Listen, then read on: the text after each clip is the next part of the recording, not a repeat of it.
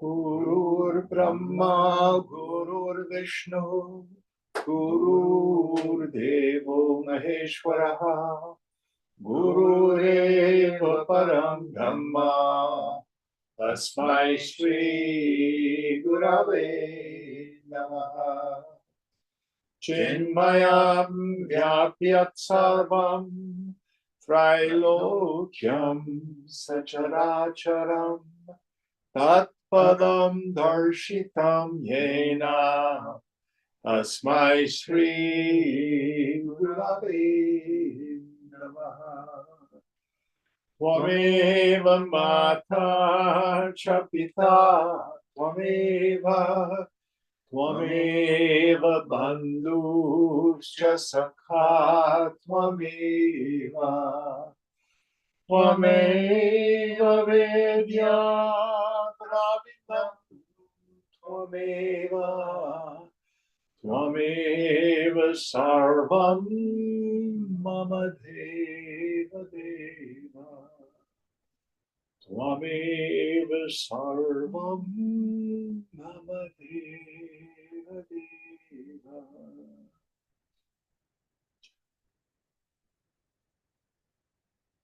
Om Sahana Bhavatu Sahanau Bhunaktu Sahaviryam Karavavahai Tejasvinavadhitamastu ma vidvishavahai. Om Shanti Shanti Shanti. So we're still in chapter 12. What verse are we on? 86 for tonight.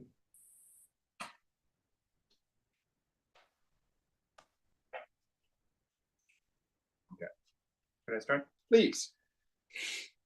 Dehade pratikuleshu dveshastulyo dvayorapi dvesham kurvanna yogi chet vivekyapi tadrishaha. Both the yogi and the viveki dislike objects unfavorable to the body, mind, etc. If it is said that he who has aversion for such objects is not a yogi, then we rejoin that equally so is he not a viveki.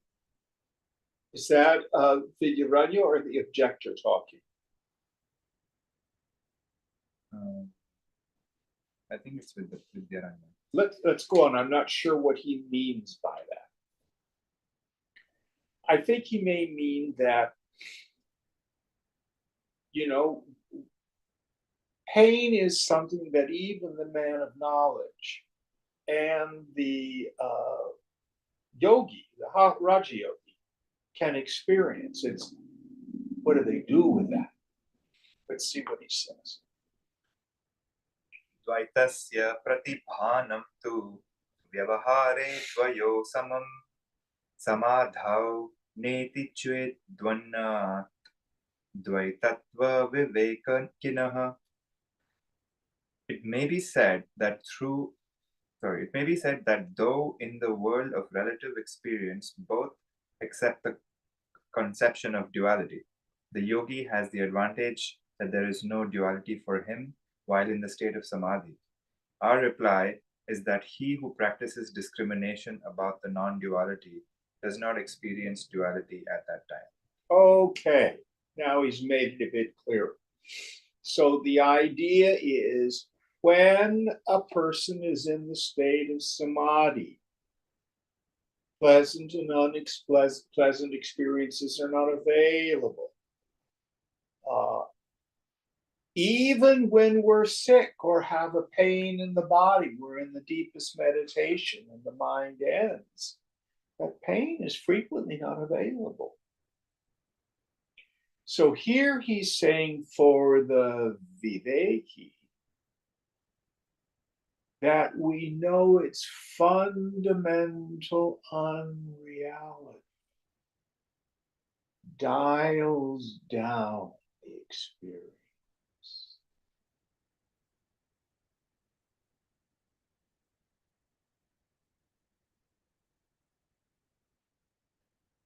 I think even more importantly, when the person of steady wisdom has this deep introversion of the mind, even though the phenomenal world is being perceived, they don't experience the vicissitudes of the world in the same way. Yoga Vasishta uses the example the ordinary person is like the person standing on the bank of the river in the hot season, roasted from head to foot. But Jnani is like the man out in the river up to his neck. His head may still be in the hot sun, but he's cool from the neck down.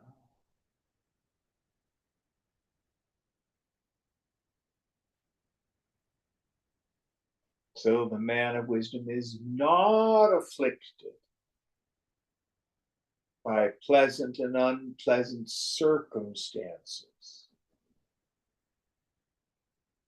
grief, loss, like the ordinary person, and even their capacity to be with physical pain. We have two great saints that come to my mind, Nisargadatta Maharaj and Ramana Maharshi, both of whom died of cancer. And to my knowledge, I don't think they took pain meds. Did they have pain? Yes. But they were so clear that the pain did not touch them.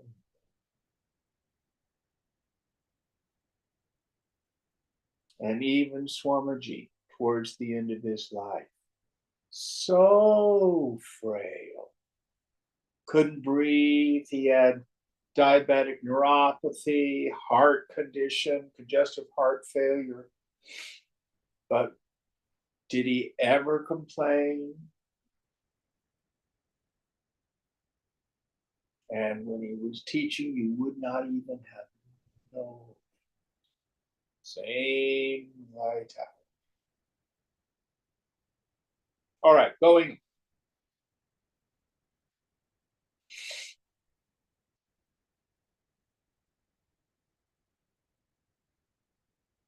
Vivakshyate tat tatsmabhi dvaitananda na namake adhyayehi tritiyetah sarvamyapya mangalam.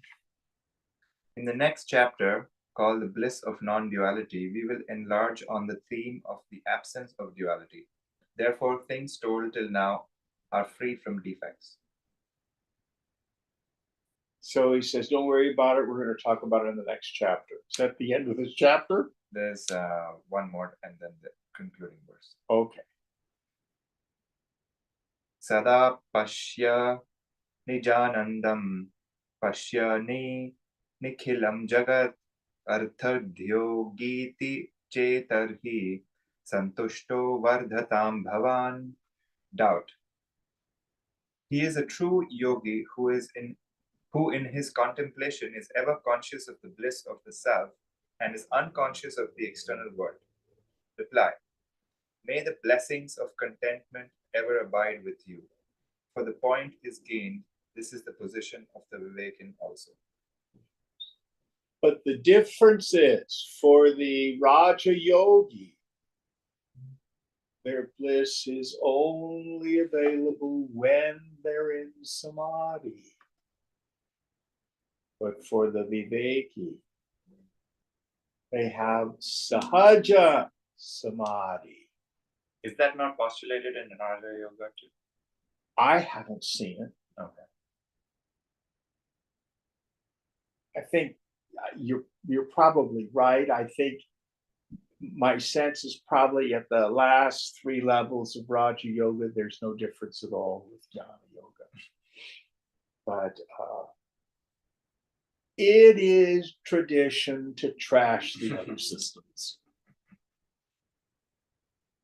The main thing to be aware of is it is the annihilation of the vasanas here and now that's considered liberation by the wise. You can do pranayama and intense meditative practices, lots and lots of retreats.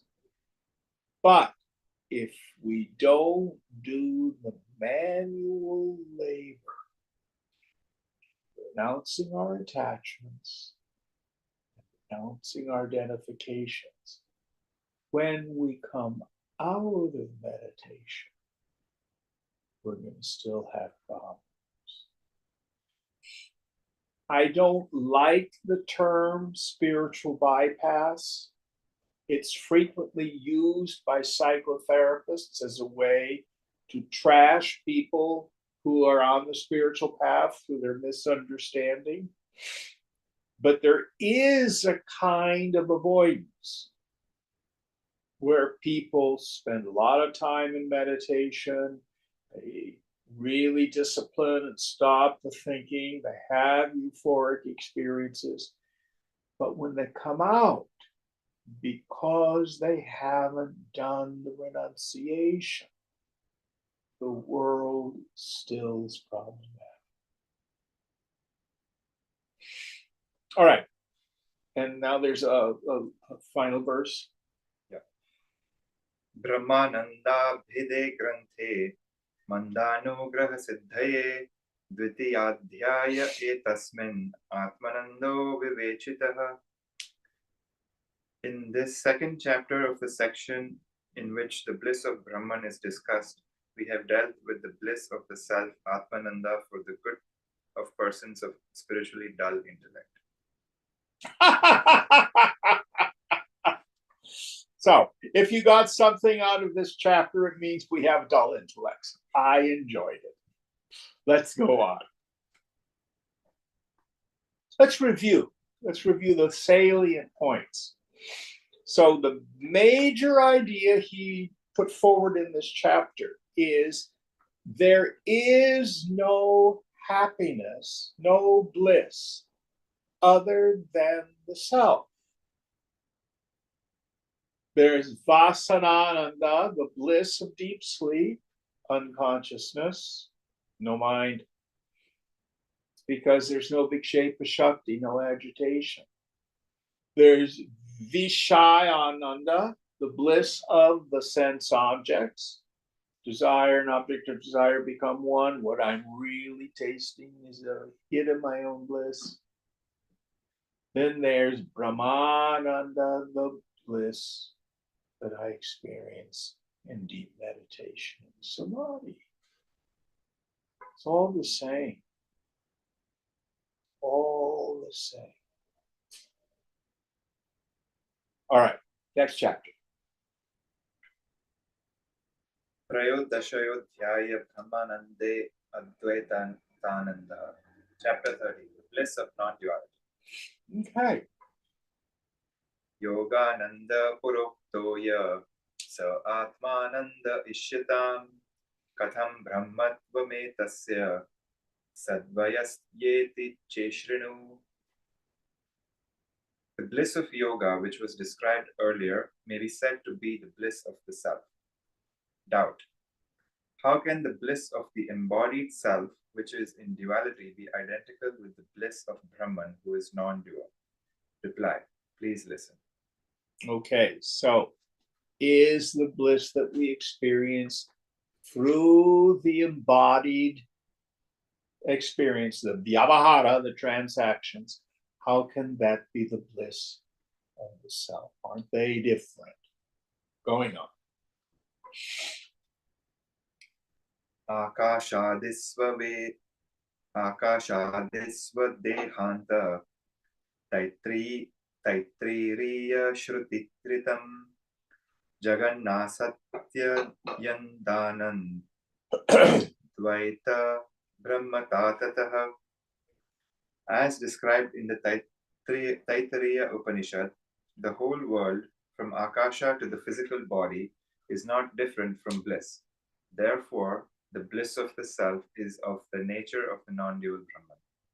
So here he's quoting the Upanishad. I shorten the quote. I always say Sarvamaya, Sarvamananda. All this is verily Maya. All this is verily bliss.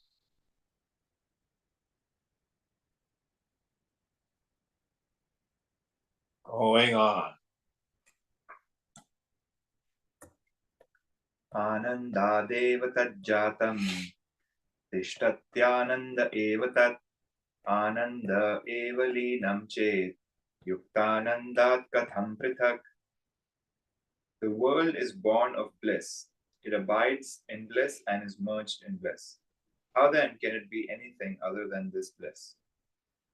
So that for us now may be an intellectual positing. It may not be our experience. How can you say this world is bliss? People are being bombed in Gaza. The wrong people are doing the wrong things in governments. Not only that, my spouse yelled at me. Let's see what he says.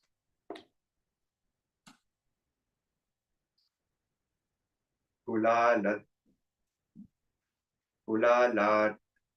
dhata utpanno bhinnascheti na shankatam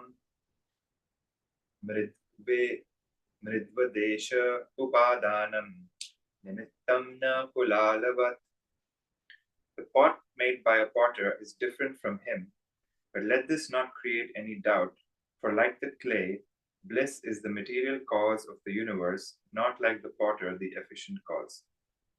So we talk again about those classic descriptions of causation: efficient cause, instrumental cause, material cause.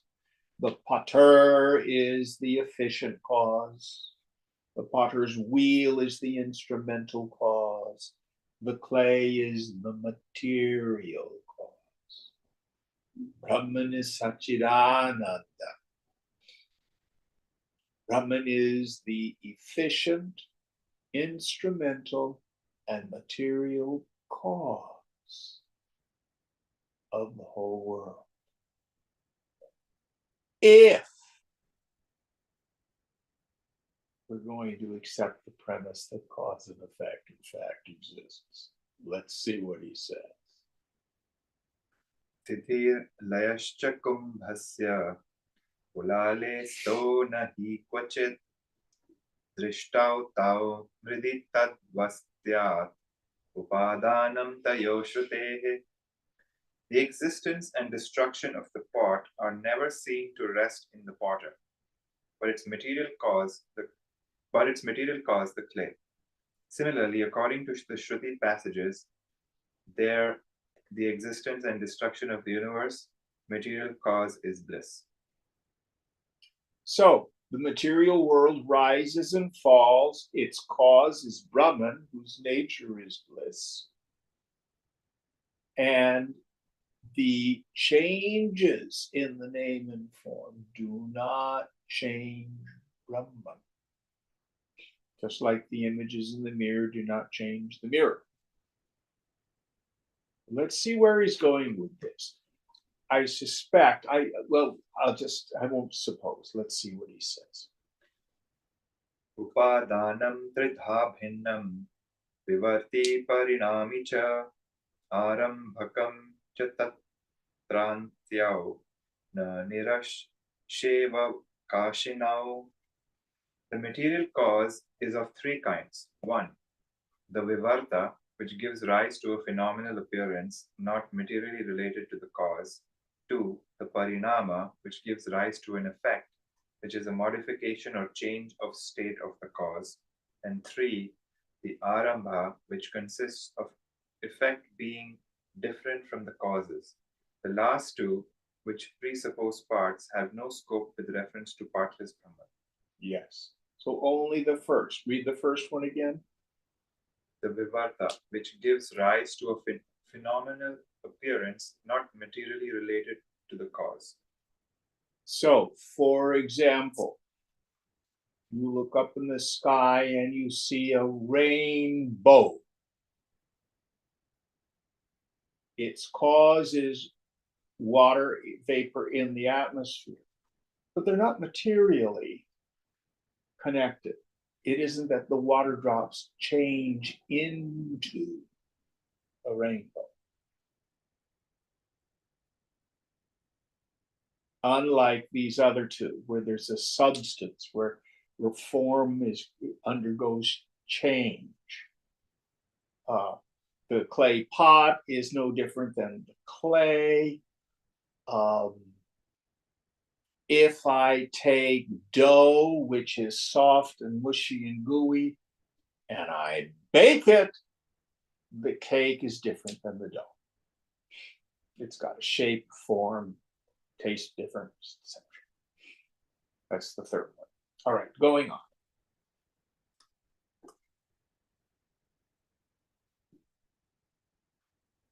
Arambhavadino yansmat anyasyoत्पत्तिमुचिरे tanto patasya nishpatto bhinnau tantu patau khalu. The Arambhavadins accept the production of one kind of material from another as cloth from threads, and they consider threads and cloth to be quite different. Okay, let's see where he's going with this. Going on. Avasthanantara avasthantaratapatti ekasya parinamita syat kshiram dadhi mrit kumbha suvarnam kundalam yatha. Parinama is the change of one state of the same substance into another, as milk into curd, clay into a pot, and gold into an earring. Okay, so he's defining these terms. Going on.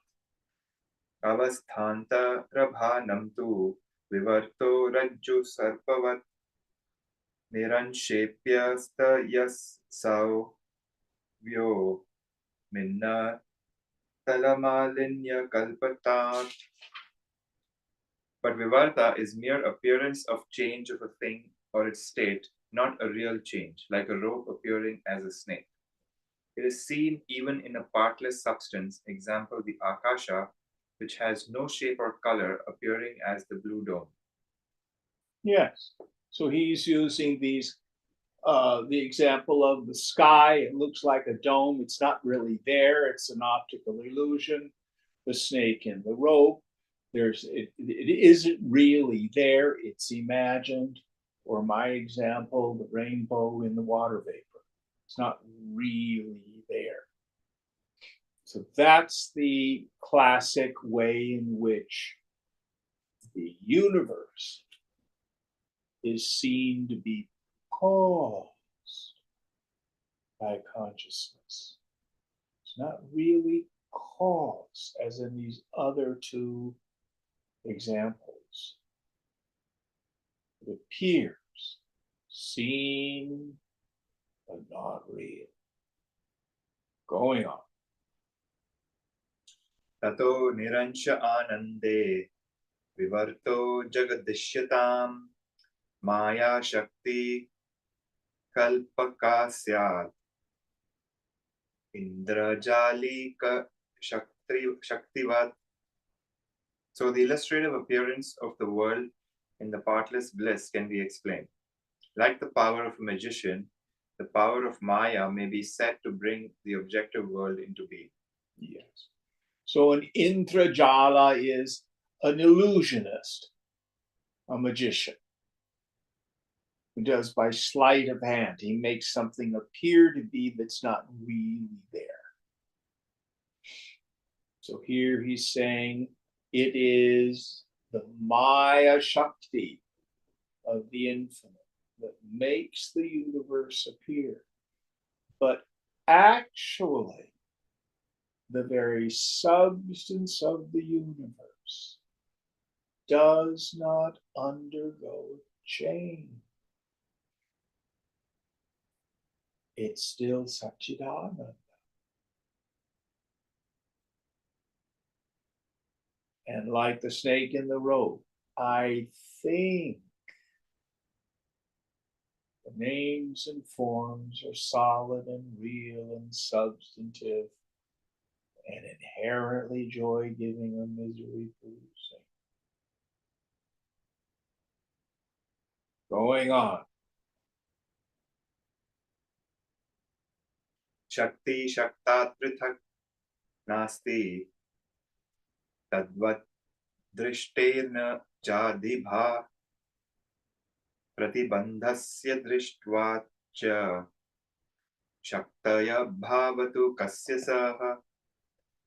Power does not exist apart from the possessor of power, for it is always seen as inseparable from him. Nor can it be said to be identical with him, for its obstruction is met with. If identical in the absence of power, of what is the obstruction?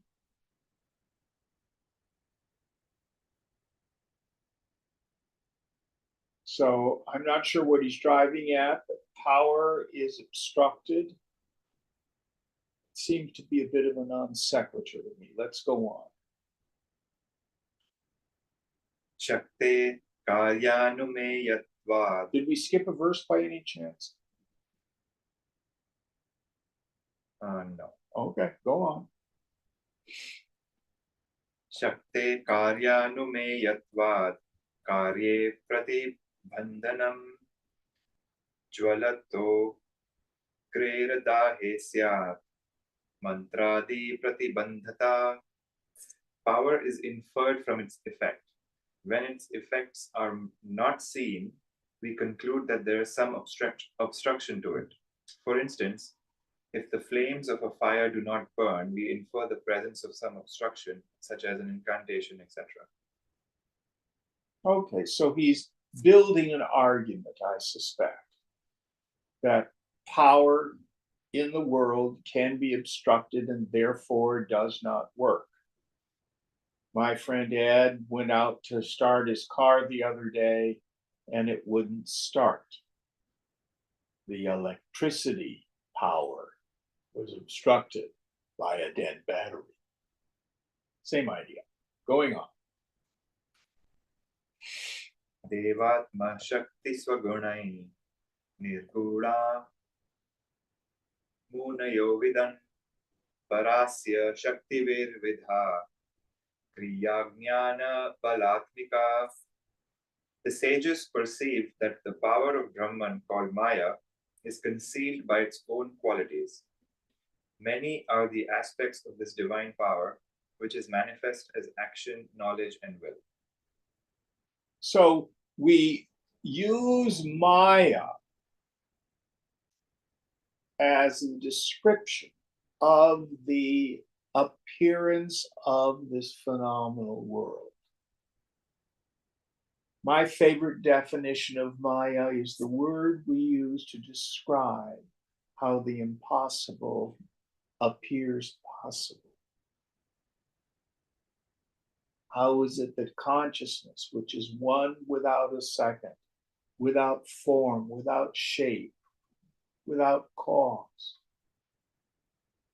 kutastha, always still and the same, apparently shows up as a world of name and form. It's impossible. We see it. Going on. Iti Vedavacha Praha Vashishthascha Tatha Bravit Sarva Shakti Param Brahma Nityam Apurna Advayam. Quote, the Supreme Brahman is eternal, perfect, non-dual, and omnipotent. End quote. So says the Veda, and Vashishta supports this. So here he's quoting both the Vedas and Yoga Vasishta here. So it supports this non-dual, omnipresent, but within consciousness is the potentiality of Maya Shakti. Mystery. Going on.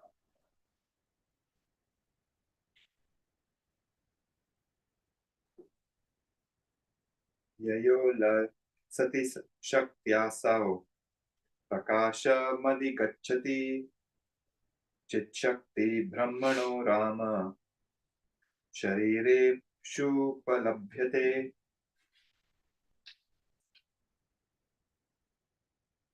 With whatever power he means to sport, that power becomes manifest.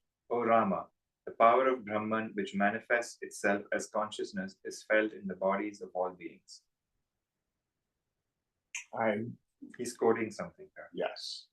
So the idea again, we feel aliveness, consciousness within our body. I know that my thumbs hurt from arthritis. I know I can see Punit over there. I know I can smell the fragrance of the incense. I know I can remember the galette that Wendy made for me for lunch today, etc. Going on. Skanda Shaktischa Vateshu Dhadar Shakti Tathopale Drava Shakti Tatham Hastu Daha Shakti Tathanale. Quote, this power abides as movement in the air, as hardness in stone, as liquidity in water, as the power to burn in fire. End quote.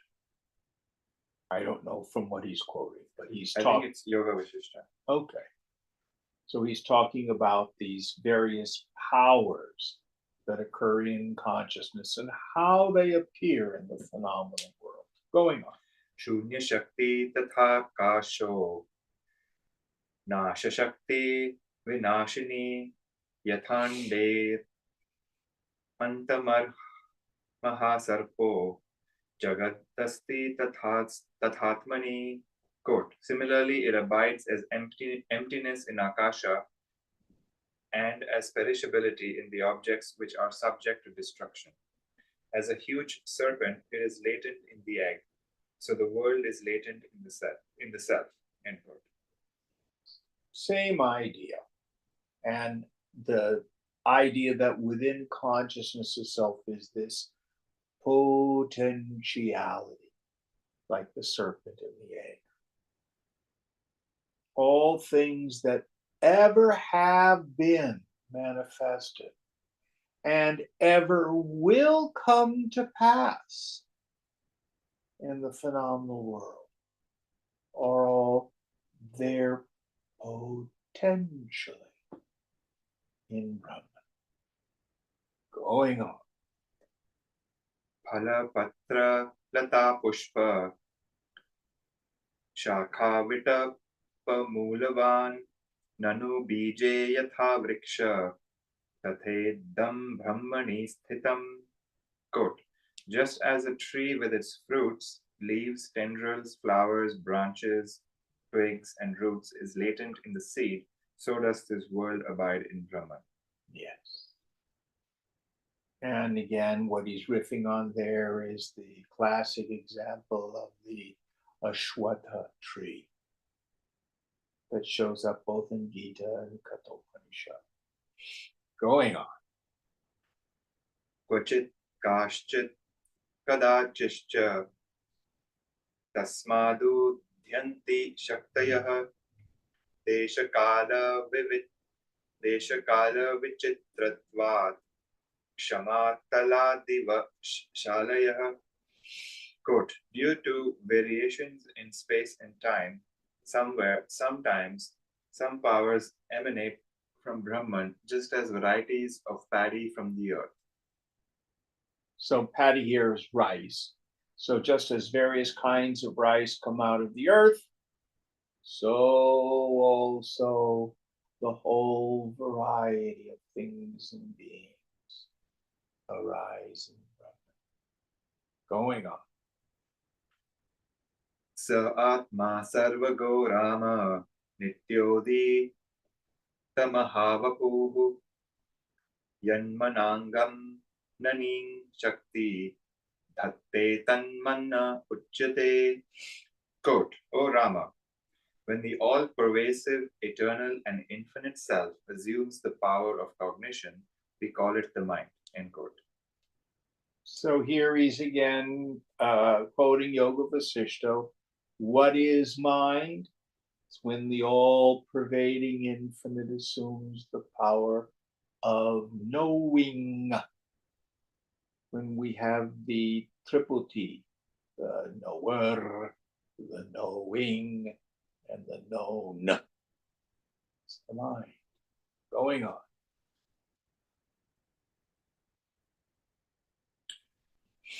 Adau manastada nu Adau manastad nu bandha vimoksha drish. Oh, actually, there's a different meter. Adau manasta nanu bandha vimoksha drishti paschat prapanchara jana bhuvanabhidhana ityadika sthitiriyam higatta pratishtha makhyayika subhaga bala janodiveta. Quote, O Prince, first arises the mind, then the notion of bondage and release, and then the universe consisting of many worlds. Thus, all this manifestation has been fixed or settled in human minds like the tales told to amuse children. Yes, by tales told to amuse children. Once upon a time, there was a prince who was never born. Or we just, what we have, go see a Disney movie. It really happened. So we have this fairy tale called the birth of a human being who has the notion of bondage, who goes through this journey of the moksha and attains liberation. And none of it touches the self.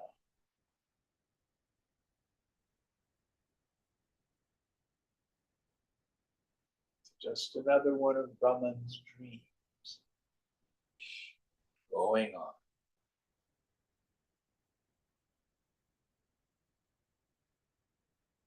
Balasya hi vinodaya dhatri vakti shubham katham क्वचित् santi mahabaho rajaputrastraya shubhaha. Quote, to amuse a child, O mighty one, the nurse relates some beautiful story. Once upon a time, there were three handsome princes. End quote. Yes, same idea going on. Dvana jatau tathaikastu garbha eva na cha sthitah vasanti te dharma yukta atyanta sati pattane. Quote, two of them were never born, and the third was never even conceived in his mother's womb. They lived righteously in a city which never existed. End quote. Yes, so here he's quoting a fairy tale. We don't need to go in. You get the idea. The Lion King, Aladdin, Superman, Marvel comic characters. Going on.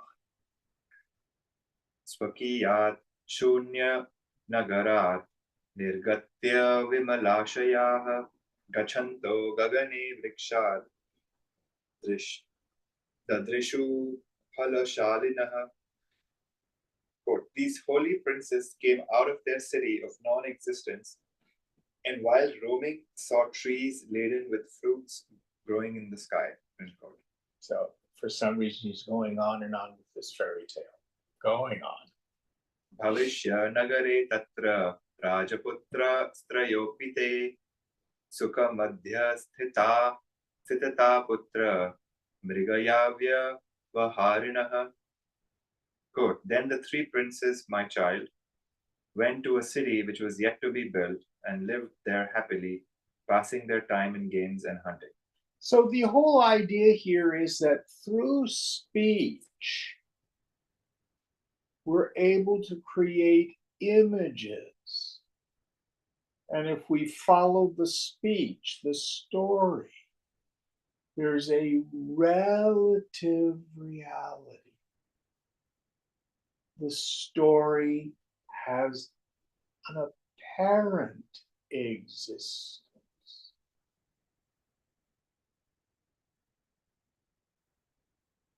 Reading a book, watching a movie, seeing your favorite episode of The Crown, all of it, same idea. Seen but not real. Imagine but not real. Seen in the mind's eye, not substance. And the whole point, that's this phenomenal world. Understanding this, penetrating this. Now, there's a praxis that's implied here. I don't know if it's going to get to this. But if you sit in meditation, especially if you're doing open eye meditation, and you thin the mind, the world thins out.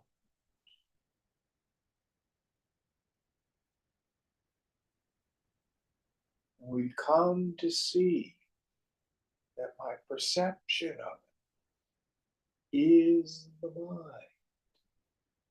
And the opposite is also true. If I spin on some problem,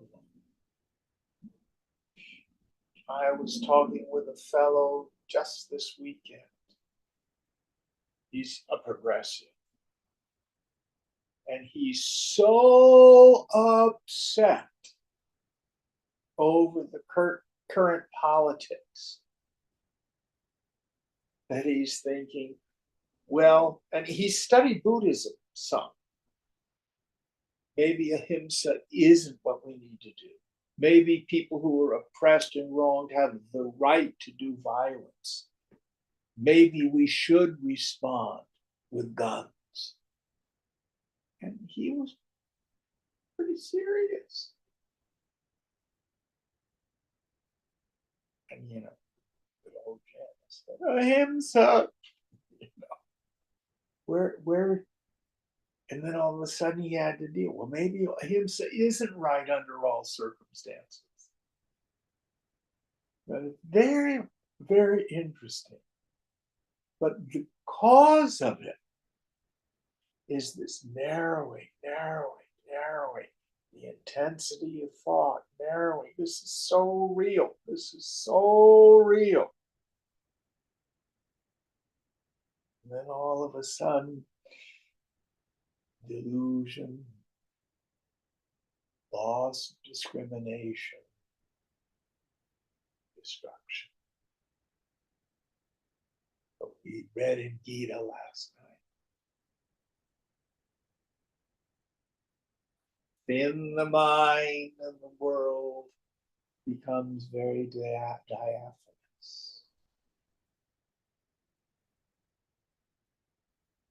Concentrate the mind on some issue, and it appears so.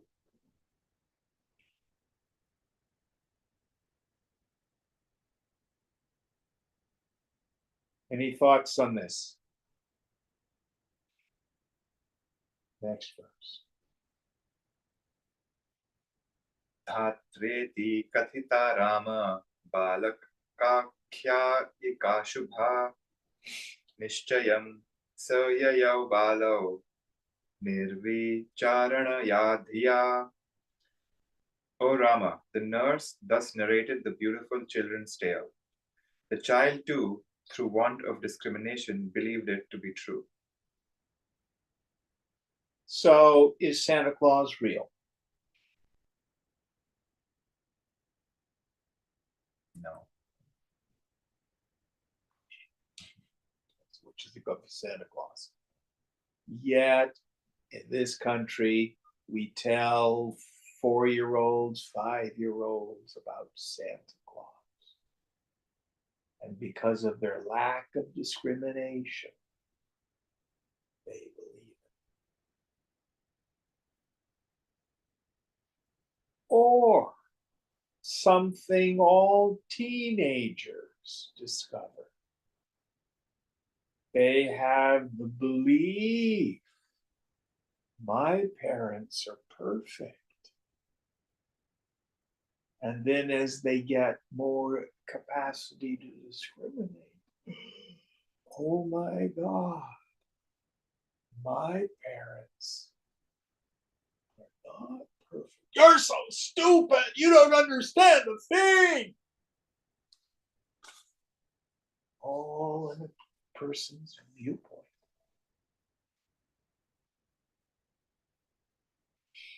Going on. Iyam sansara rachana vicharodjhi tachetasam balakakhya ike veta amasvasthita mupagata. Thus, to those who have no discrimination, the world appears to be real, like the tale repeated to the child. Yes. So there's the import of the discussion. With no discrimination, I not only think I am real as a person, but I think the world is substantive and real, separate from me and inherently joy giving or misery producing. And then I suffer because of attachment and aversion. But the Viveki, Brahma Satyam Jagan.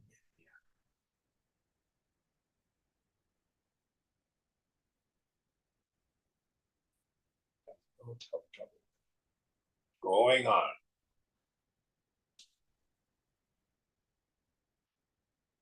इत्यादि भिरुपाख्यानैः आर्याशक्तेश्च विस्तरं Vasishtha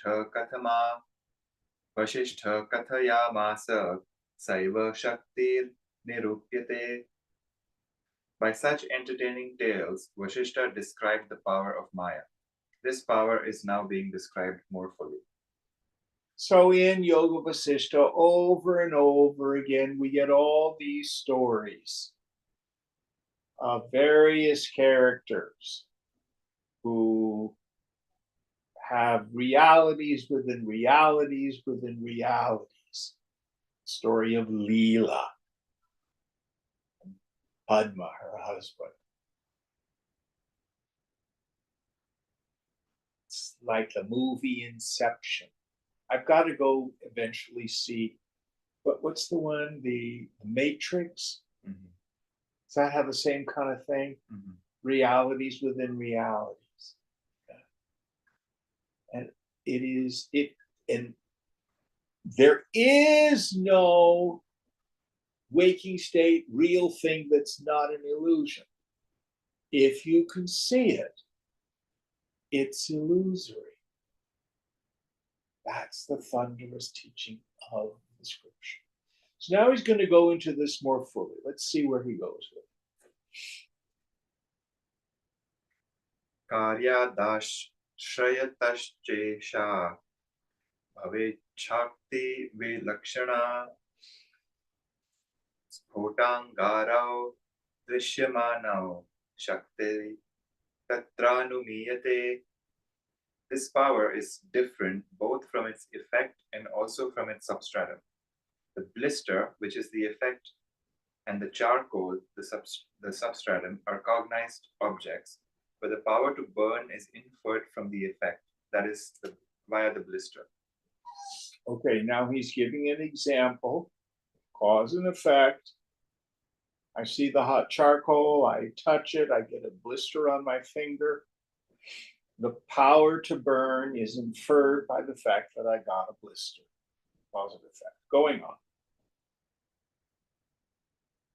Ritu बुध्नो दराकारो घटकारयोत्र मृत्तिका शब्दादिभिः पञ्चगुणैः युक्ता शक्तिस्त्व तद्विधा. The pot with its properties of thickness, roundness, and so forth is the product of power acting on the clay with its 5 properties of sound, touch, form, taste, and smell. But the power is different here from both the pot and the clay. Yes, so the material cause is the clay, but the power of the potter shapes it into its form. Going on.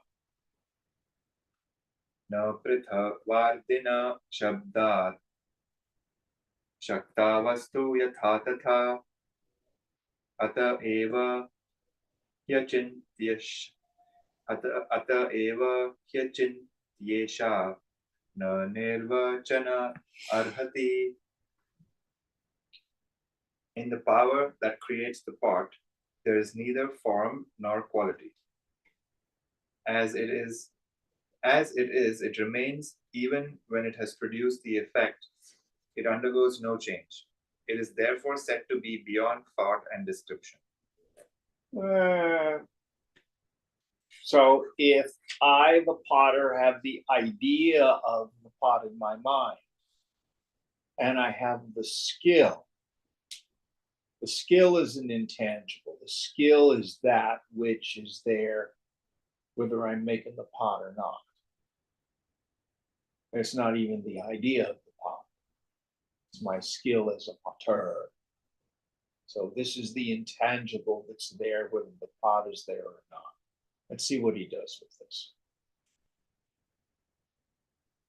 Karyotpatte pura shakti nirgudha mrighvastitah kulaladi sahayena vikara karatam vrajet.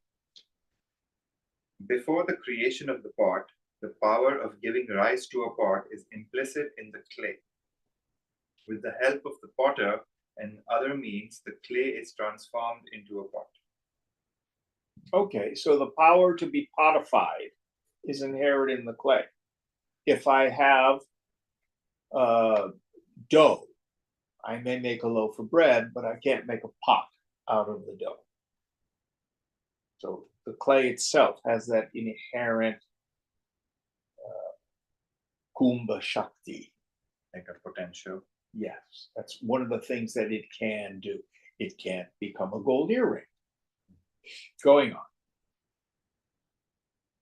Prithudvadi vikarantam sparshadim chapi mrittikam eki kritya ghatam praho vichara vikala jana.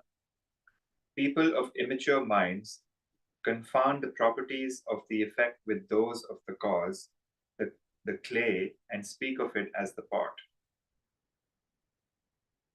Okay, let's see what he means by this. I'm not quite sure. Kula lavya prite purvo yavanasha sano ghataha paschattu prithubandhunat imatve yukta hi kumbhata. The clay, before the potter worked on it, cannot be called a pot, but it is proper to call it a pot when it acquires the properties such as thickness, hollowness, and so forth.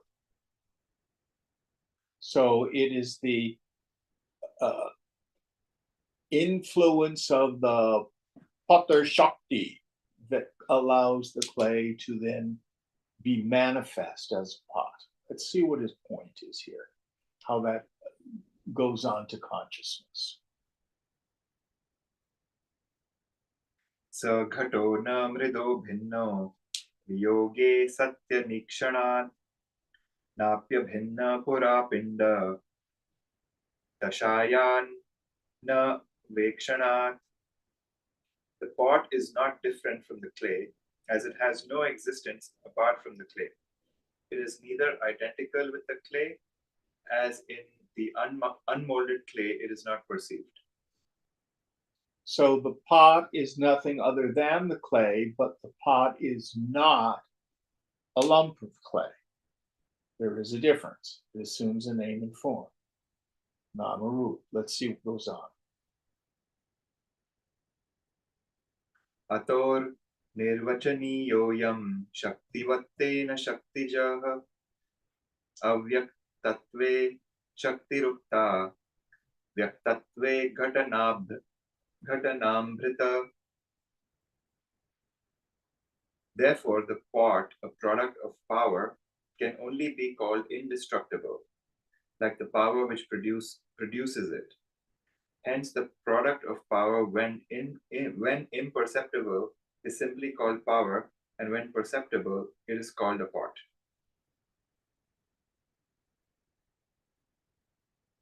Read that again, please. Therefore, the pot, a product of power, can only be called indestructible, like the power which produces it. Hence, the product of power, when imperceptible, is simply called power, and when perceptible, it is called a pot. So, all clay has the potentiality of being a pot. That is indestructible. The pot is not indestructible. It's a name and form. It comes into existence. It can be destroyed. But the potentiality to be a pot is inherent in clay. That's indestructible. Now, so what? I still don't get his point. Let's go on. My book says indescribable, not indestructible. Is that different in your book? Oh, right, it is indescribable. Sorry, I read it wrong. Oh, never mind. Read it again, please. Therefore, the pot, product of power, can only be called indescribable, like the power which produces it. Hence, the product of power, when imperceptible, is simply called power, and when perceptible, it is called a pot. So the capacity of the pot to be clay to become a pot, as opposed to a statue or a vase or a plate, all those are potentialities within clay. And they are not describable when they're in their potential form. You just see a lump of clay. It only becomes describable when you make something out of it. Again, I'm not sure his point here. So the description is the name and form, like Namarupa. Yeah. And until that happens, it is in its unmanifest. And yes. And you can't call it that. We can't say Brahman is a sofa. Mm-hmm. But we can say every sofa is Brahman. Right. If I say Brahman is a sofa, Brahman's not a chair. That's not what we mean. Or there's a Sufi saying, someone says, I am God. And the Sufi master says, you are none other than God, but you are not God. Meaning your ego isn't God. All powerful. Let's see what he says, how he develops it. That was funny. Totally wrong meaning. We made something out of it anyway. Indrajalika nishthapi mayana vyajate pura paschad gandharva senadi Rupena Vyaktimanupya. A magician's power is not apparent earlier. It is only when he brings it into operation that it appears as an army of Gandharvas and the like. So when you see the magician in the cafeteria line, you do not know he's a magician. Then you go into the casino theater, and there's the guy you saw on the line in the cafeteria on the stage, pulling rabbits out of the hat. He's only the magician when he is exercising his power of illusion. Going on.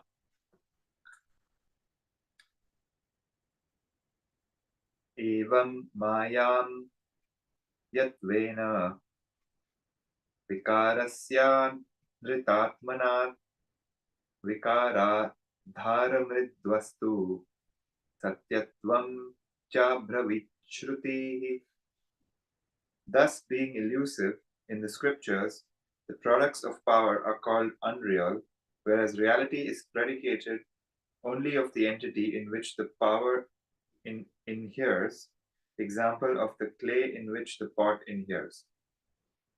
So here's the point that he's getting at. Again, I think he's taken a simple subject and made it unnecessarily obtuse. The way I approach the very same subject is we have two scriptural statements. Brahma Satyam Jagan Mithya. Brahman alone is real, exists, Satyam. Jagan Mithya, the phenomenal world, the world of name and form is illusory. But then I go to Chandogya, Sarvam Kalvidam Brahma. This same Jagat, Sarvam Idam, is code. All this is code for the Jagat. Sarvam Idam Kalu. Verily is Brahman. Will make up your mind. Is it illusion or is it Brahman? Yes. The point that he's getting at,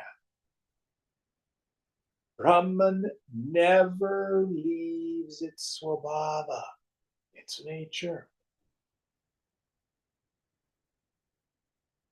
Brahman is Satchidananda. It is a changeless reality.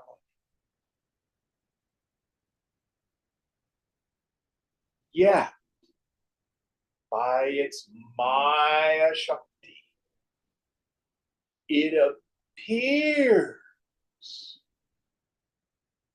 as a world of name and form. Much better examples, like when I bring out the crystal ball, and then I bring out the prayer stone. The prayer stone is granite, it's a rock. The crystal ball is a rock, it's spatika, it's quartz crystal. The quartz crystal has an inherent Shakti. Images appear in it.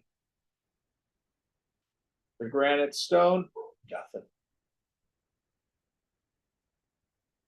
So the inherent power of spatika, of crystal, is that images can appear in it. Are they produced? Does the crystal become the image? Can I squeeze the crystal ball and out comes the image? Is the image even really there? I take my stone saw and I cut open the crystal. I can't pull out the image. Yet when you see the crystal ball, you look at it, you see all sorts of images inverted and upside down. Isn't that weird?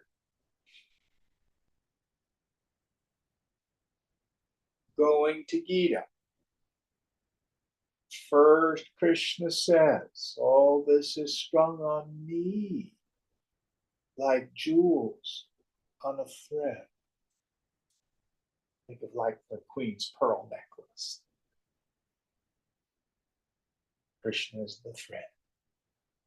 But then later in the 9th chapter, he says, well, actually, that isn't true. We gave you that as a starter idea. The truth is, I am not in them. The self is not in you. I can't saw you open and pull out a Krishna. I am not in them. They are in me. Your body, mind, intellect, and your ego sense are in consciousness. Oh, then he goes on to say, well, actually, they're not even really in me. Just like the dream body and the dream horse I was riding in the dream. When I wake up, there's no horse. Was I in the dream, or was the dream? Well, it feels like I'm in the dream. That's why I call it mini Maya.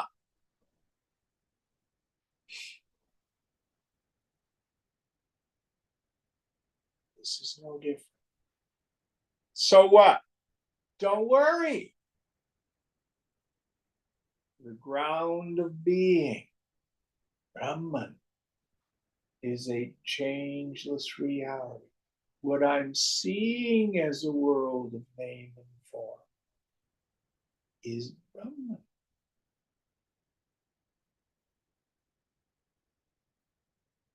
And it's just a light show.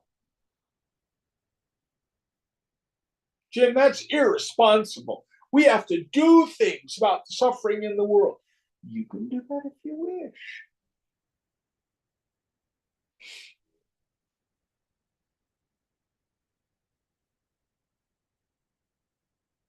But if you forget that it's like a dream, no matter what you do, you're going to suffer. I think that makes the idea a little bit clearer. Sorry, Vidyaranya. Going on. We'll do one more.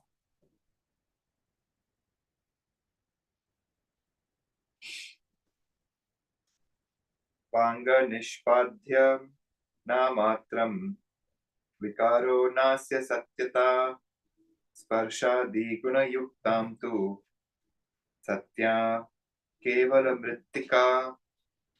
A pot taken as a product of power is only a name composed of words. It is not a real entity. Only the clay that possesses sound, touch, form, taste, and smell is a real entity. So here he wants to talk on the relative scale.